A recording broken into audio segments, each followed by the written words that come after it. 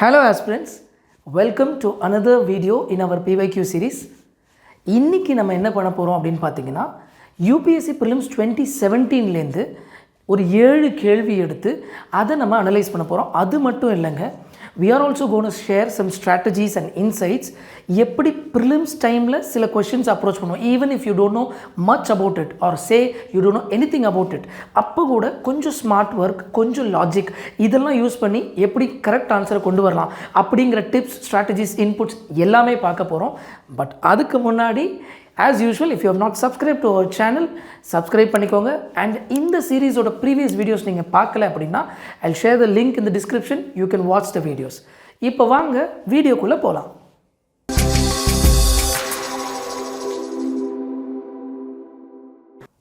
So இன்றைக்கி அஜெண்டாவை பார்த்துடலாம். as you can see here, private members bill பற்றி பார்க்க போகிறோம்.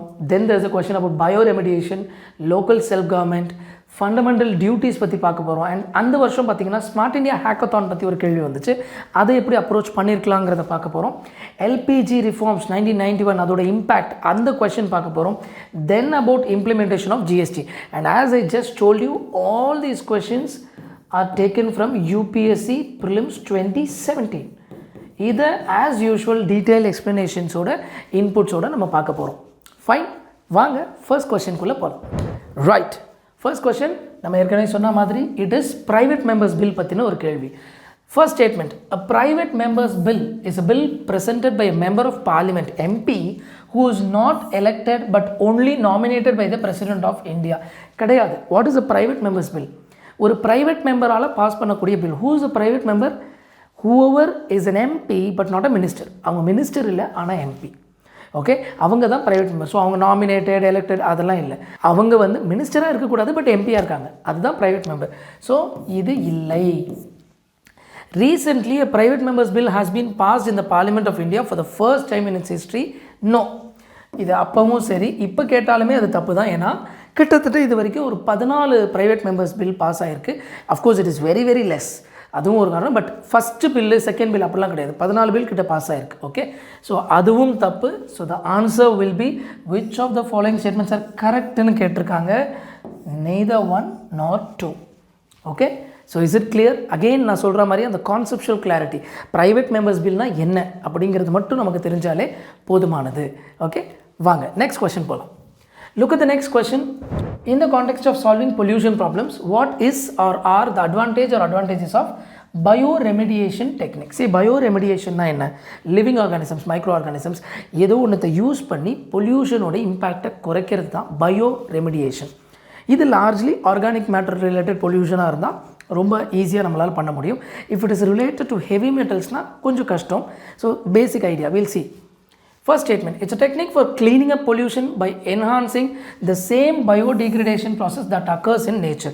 Yes, நேச்சரில் எப்படி பயோடிகிரேடேஷன் ஒரு ப்ராசஸ் நடக்குதோ, பயோடிகிரேடபிள் சப்ஸ்டன்சஸ், அந்த மாதிரி பயோரெமெடி அதே தான், அந்த மெத்தடை யூஸ் பண்ணுறது தான் இது. Yes, true. அடுத்தது, any contaminant. Okay, second statement படிக்கிறதுக்கு முன்னாடி தேர்ட் படிச்சலாம். Genetic engineering can be used to create microorganisms specifically designed for bioremediation. Yes, this can be done. மைக்ரோஆர்கானிசம்ஸை நீங்கள் லேப்லேயோ ஜெனட்டிக் இன்ஜினியரிங் யூஸ் பண்ண டெக்னிக் யூஸ் பண்ணியோ அதையும் நீங்கள் பயோரெமெடிக்கு யூஸ் பண்ணலாமா? எஸ், தாராளமாக யூஸ் பண்ணலாம். ஒன்ஸ் இது ரெண்டும் கரெக்டு அப்படின்னாலே the answer is going to be C or D. இது ரெண்டும் கிடையாது. Any contaminant with heavy metals such as cadmium, lead can be readily and completely treated by bioremediation using microorganisms. அதாவது just look at the question. We always say, இந்த PYQஸை நம்ம பார்க்கும்போது language of யூபிஎஸ்சியில் கொஞ்சம் focus பண்ணணும். Look at the question, it is almost a sweeping ஸ்டேட்மெண்ட்டாக இருக்குது இல்லையா? அதாவது any contaminant with heavy metals such as cadmium, lead, okay, can be readily and completely treated. இது படிக்கும் போதே அப்படியா இவ்வளோ இதுவாக இருக்கும், ஸ்வீப்பிங்காக இருக்கும்னு தோணுது இல்லையா? சம்திங் ஏதோ நெருடுற மாதிரி இருக்குல்ல. So more of and then not, I'm not saying இது தான் இப்படித்தான் இருக்கும் எப்போவுமே இல்லை. தேர் ஆர் ஸ்டேட்மெண்ட்ஸ் ஒன்லி ஆல்னு ஸ்வீப்பிங்காக இருக்கிறது கரெக்டாகவும் இருக்கும். But I'm just telling you such thought process you can use sometimes in UPSC exam. So second statement is wrong.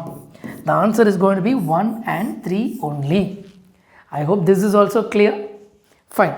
அடுத்த கேள்விக்கு போகலாம். Now, இது ஒரு இன்ட்ரெஸ்டிங்கான ஒரு கேள்விங்க. Because that year we had a lot of argument, especially aspirants got a bit confused. We will see why. Local self-government can be best explained as an exercise in 4 option கொடுத்துருக்காங்க. Local self government 73rd and 74th amendment ஆக்டில் கொண்டு வந்தோம். Panchayat Raj, municipality இதெல்லாம் தெரியும். இந்த particular exercise இருக்கு இல்லையா, இது வந்து இதில் எதோட பெஸ்ட் எக்ஸசைஸாக இருக்க முடியும்னு கேட்குறாங்க. ஃபெடரலிசமா? See, federalism அப்படிங்கிறது distribution of powers between centre and state, not necessarily local government body. எக்ஸாக்டாக சொல்ல போனால். ஸோ ஓகே, மேபி வச்சுக்கலாமே. ஸ்டில் ஓகே சார், ஒரு டவுட்டாக இருக்குது, பார்க்கலாம். Democratic decentralisation, will come back to this. Administrative delegation, இது கிடையவே கிடையாது. ஏன்னா it is not as simple as administrative delegation. ஒரு ஆஃபீஸ்லேயோ ஒரு ஆர்கனைசேஷன்லேயோ கவர்மெண்ட்லேயே கூட அட்மினிஸ்ட்ரேட்டிவ் டாஸ்க்கெல்லாம் டெலிகேட் பண்ணுற அளவுக்கு சிம்பிளான வேலை கிடையாது. This is local self government giving them ample rights. சில பவர்ஸ் எல்லாம் கொடுக்குறோம், சம்டைம்ஸ் ஃபினான்ஷியல் பவர்ஸும் கொடுக்குறோம், நிறைய விஷயங்கள் பண்ணுறோம். அதனால் it is much bigger than just அதை அப்படி சுருக்கிற முடியாது நேரோவாக. ஸோ அது கிடையாது. ஆஸ் ஐ டோல்ட் யூ, ஃபெடரலிசமும் வராது. ஏன்னா யூனியன் அண்ட் ஸ்டேட் அந்த மாதிரி ப்ராடர் பெர்ஸ்பெக்டிவில் தான் வருமே தவிர இன்னும் லோக்கல் செல்ஃப் கவர்மெண்ட் அப்படிங்கிறது ஃபெடரலிசமில் எக்ஸாக்டாக இன் டேர்ம்ஸ் ஆஃப் இட் வராது. We are left with 2 options. Democratic decentralisation, direct democracy. இது ஆக்சுவலாக to be very simple, the answer is democratic decentralisation. But some of the students got confused with direct democracy. Okay, ஏன்னா அவங்க என்ன நினச்சாங்க, sir ஆமாம் power வந்து மக்கள்கிட்ட கொடுக்குறோம், கிராஸ் ரூட் லெவல் எம்பவர்மெண்ட், அப்போ டைரெக்டாக மக்கள்கிட்ட போதில் டெமோக்ரஸி கரெக்டு தானே சார் அப்படின்னா. Don't get confuse. சி, டெமோக்ரஸியில் டைரக்ட் டெமோக்ரஸினா என்ன அர்த்தம்? மக்கள் ஆகிய நம்மளே எல்லா முடிவும் எடுக்கணும். ஏன்ஷியன் கிரீஸில் இருந்த மாதிரி எல்லா முடிவும் நம்ம எடுப்போம். ஒரு 10,000 பேர் இருக்கோன்னு வச்சுக்கோங்களேன், 10,000 பேரும் கூடி 10,000 பேரும் ஓட்டு போட்டு எல்லா முடிவுகளையும் எடுப்போம். அப்படியே நடக்குது இல்லையே. We are an indirect democracy with direct elections. MPs எம்எல்ஏலாம் நம்ம தான் எலெக்ட் பண்ணுறோம், ஆனால் அது டைரக்ட் டெமோக்ரஸி கிடையாது. பிகாஸ் எம்எல்ஏஸ் அண்ட் எம்பிஸ்லாம் யார்? they are representatives of people. நம்மளை ரெப்ரசன்ட் பண்ணி அங்கே இருக்காங்க, which means this is a form of indirect democracy. so இது வராது. so the answer will be, as I told you, democratic decentralization. டெமோக்ரஸியை டீசென்ட்ரலைஸ் பண்ணுறோம், அப்படி கொஞ்சம் ஹோல்ட் பண்ணி யூனியன் ஸ்டேட்ஸ் அப்படின்றது இன்னும் கொஞ்சம் பிரித்து உடச்சி டீசென்ட்ரலைஸ் பண்ணி அப்படி லோக்கல் பஞ்சாயத் முனிசிபாலிட்டின்னு கொடுக்குறோம். So democracy is getting decentralise. Is it clear? Again conceptual clarity. I hope you understood this. இப்போ வாங்க அடுத்த கேள்வி போகலாம். Look at this question. Which of the following statements are true of the fundamental duties of an Indian citizen? Fundamental duties பற்றி எதெல்லாம் ட்ரூன்னு கேட்டிருக்காங்க. ஒரு 2 statement கொடுத்துருக்காங்க. A legislative process has been provided to enforce these duties. அப்படியா? Fundamental டியூட்டிஸை enforce பண்ணவும், இதை நீங்கள் செஞ்சே ஆகணுங்கிறதுக்கு ஏதாவது ஒரு லெஜிஸ்லேட்டிவ் ப்ராசஸ் இருக்கா? No. These are non-justiciable and it cannot be enforced. Fundamental டியூட்டிஸை பண்ணலன்னு சொல்லி நம்ம மேலே கேஸோ எதுவுமே போட முடியாது. அஃப்கோர்ஸ் சில ஃபண்டமெண்டல் டியூட்டிஸ், ஃப்ளாக் ஆக்ட், அதுக்கெல்லாம் ஒரு பேக்கிங் இருந்தாலும் மெஜாரிட்டியாக ஃபண்டமெண்டல் டியூட்டிஸ் அப்படிங்கிறதுக்கு லீகல் என்ஃபோர்ஸ்மெண்ட் பண்ணுறதுக்கு எந்த மெக்கானிசமும் கிடையாது. Okay, then they are correlative to legal duties. இப்போ தான் சொன்னேன், லீகல் டியூட்டி அப்படிங்கிறது you have to do it. இப்போ ஒரு டிராஃபிக் ரூல்ஸ் இருக்குன்னா நம்ம ஃபாலோ பண்ணி ஆகணும், இல்லைனா ஃபைன் போட முடியும். அடுத்து பார்த்தீங்கன்னா let us say income tax கட்டி ஆகணும், ஃபைல் பண்ணிவிட்டு அதுக்கப்புறம் நான் கட்டல, டேக்ஸ் ஈவேஷன் இதெல்லாம் இருக்கு இல்லையா. ஸோ இந்த மாதிரி சில லீகல் டியூட்டிஸ் நம்ம செய்தே ஆக வேண்டியதுன்னு இருக்குது.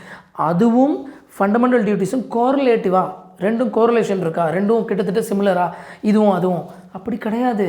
ஃபண்டமெண்டல் டியூட்டி நீங்கள் பண்ணலைன்னு யாரும் உங்கள் மேலே கேஸ் போட முடியாது. ஓகே, ஆனால் லீகல் டியூட்டி பண்ணலன்னா yes, we can be sued, right. So இதுவும் கிடையாது. Select the correct answer, neither 1 nor 2. Is this absolutely clear? Fine. Let us move on to the next question. Right. Next question பார்க்கலாம். Which of the following statements are correct regarding Smart India Hackathon 2017? See, the 2017ல வந்த கேள்வி, it was a current affairs.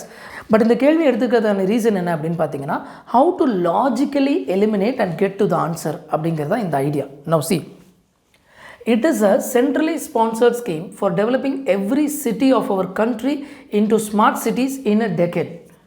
Maybe. Let us assume, எனக்கு தெரியல, நமக்கு தெரியவே தெரியாது, அப்படி வச்சுப்போமே. It is an initiative to identify new digital technology innovation for solving the many problems faced by our country. Smart India Hackathon இருக்கு, new digital innovation, maybe hack பண்ணி innovation. Sounds kind of logical, but still I'm not sure. Maybe இருக்கலாம். Let us see. இது இருக்கிறதுக்கான வாய்ப்புகள் இருக்குது. இது தெரியாது, ஏன்னா சென்ட்ரலி ஸ்பான்சர்டுங்கிறாங்க. சென்ட்ரல் செக்டாராக இருக்கலாம், இல்லை அது ஸ்கீமாகவே இல்லாமல் இருக்கலாம். ஓகே, எவ்ரி சிட்டி இன் அ டெக்கேடா, அதுக்கான வாய்ப்புகள் எப்படி, நிறைய குவரிஸ் இருக்குது. பட் வாய்ப்புகள் இருக்குது, அதையும் வச்சுருக்கேன். பட் இதுக்கு yes, more chances are there, but still I am not deciding it. Let us see this. Now, let us look at the third statement. It is a program aimed at making all the financial transaction in our country completely digital in a decade. கனவாக இருந்தாலும் ஒரு logic வேணாமாப்பா, ஒரு டெக்கேட்குள்ளே எல்லா financial, can you even force this? See, digital டிரான்சாக்ஷன்ஸை பரப்புறது, propagate பண்ணுறது is different. அதுதான் இப்போ யூபிஐயில் நம்ம ரொம்ப சக்ஸஸ்ஃபுல்லாக இருக்கும். யூனிஃபைட் பேமெண்ட் இன்டர்ஃபேஸில் கூகுள் பே, ஃபோன்பே இதெல்லாம் இருக்கு இல்லையா, அது தட் இஸ் லாஜிக்கல். ஆனால் ஆல் த ஃபினான்ஷியல் டிரான்சாக்ஷன்ஸ், இருக்கிற எல்லா ஃபினான்ஷியல் டிரான்சாக்ஷனும் டிஜிட்டலாக மட்டுமே கம்ப்ளீட்லி, இப்போ நான் டிஜிட்டலாக இருக்கக்கூடியவங்க, ஊர் பக்கம் எங்கேயோ இருக்கக்கூடியவங்க, நெட்டே இல்லாமல் இருக்கவங்க என்ன பண்ணுவாங்க? யூ கேனாட் மேக் இட் 100% டிஜிட்டல்லாம் பண்ண முடியாது. ஓரளவுக்கு டிஜிட்டல் பண்ணலாம். கேஷ் டிரான்சாக்ஷன்ஸ் எல்லாம் இருந்துட்டு தான் இருக்கும். இன்றைக்கும் பார்த்தீங்கன்னா சில கடையில் நம்ம போகும்போது, இல்லைங்க எங்கிட்ட அதெல்லாம் இல்லைங்க, நீங்கள் கேஷ் தான் கொடுக்கணுன்றவாங்க. ஸோ அந்த மாதிரி பண்ண முடியாது. Logically it sounds far fetched. So I don't think இது இந்த ஸ்கீம் மட்டுமே இல்லை, ஜென்ரலாகவே இப்படி ஒரு விஷயத்தை கொண்டு வர முடியுமா? I don't feel that is too logical. அதனால் 3 வராதுன்னு பார்க்குறேன். Now I am trying to eliminate 3. எனக்கு ஆன்சர் தெரியணுன்ற அவசியமே இல்லை. Such questions keep coming in UPSC. It is just that கொஞ்சம் நம்ம பிரேவாக போல்டாக இருக்கணும், கொஞ்சம் நம்ம இன்ஸ்டிங்க்டையும் லாஜிக் காமன் சென்ஸை யூஸ் பண்ணணும். Okay, now you will know. Yes, as I told you, இது இல்லை, it is an initiative. Yes, true. அவ்வளோ ஷுவராக இல்லாமல் கூட sometimes we will be able to arrive at the right answer. So that is why go through the PYQs, understand the language of the UPSC, put in your efforts and such things will happen. Okay, வாங்க அடுத்த கேள்விக்கு போகலாம். Which of the following have occurred in India after its liberalization of economic policies in 1991? Okay, share of agriculture in GDP increased enormously. See, 1991 LPGக்கு அப்புறம் என்னாச்சு? அதுக்கு முன்னாடி we were a kind of closed economy. அதுக்கப்புறம் நம்ம open economy ஆனோம். நிறைய players இங்கே வந்தாங்க. நம்மளோட எக்ஸ்போர்ட்ஸ் அதிகமாச்சு. மிகப்பெரிய லெவலில் ட்ரேட், நம்மளோட எக்கானமி சூப்பராக டெவலப் ஆச்சு. இது எல்லாமே நம்மளுக்கு தெரியும். பட் அக்ரிகல்ச்சரோட ஷேர் ஜிடிபியில் எனார்மஸாக இன்க்ரீஸ் ஆச்சா? No, rather it decreased. அதுக்கு முன்னாடி கிட்டத்தட்ட 1991 பார்த்தீங்க அப்படின்னா அக்ரிகல்ச்சரோட கான்ட்ரிபியூஷன் அப்படிங்கிறது 29.5% இருந்துச்சு. இப்போது கரண்ட்டாக நீங்கள் பார்க்குறீங்கன்னா சம்வேர் அரௌண்ட் 16% 16 to 18% இருக்கும் அக்ரிகல்ச்சர். அப்போது it has almost become half இல்லையா? 29.5 30%லேருந்து கிட்டத்தட்ட 15 ஆயிருக்கு, ரைட்? ஸோ அதனால் இது கிடையவே கிடையாது, டிராஸ்டிக்காக இன்க்ரீஸ் ஆகிருக்கா? இல்லைங்க. So once you eliminate this, you are left with B and C. அப்போ 2 3 கண்டிப்பாக கரெக்டு. 4 இருக்கா இல்லையாங்கிறது மட்டும் தான் முடிவு பண்ணும். We will anyways go through 2 3 also, don't worry. 4 பார்க்கலாம். India's foreign exchange reserves increased enormously. Yes, நம்மளோட ஃபாரெக்ஸ் ரிசர்வ் கிட்டத்தட்ட, if you have read about LPG, நம்மளுக்கு தெரியும் அந்த டைமில் ரஃப்லி ஒரு 2 weeks இம்போர்ட் கவர் தான் நம்மளுக்கு இருந்துச்சு.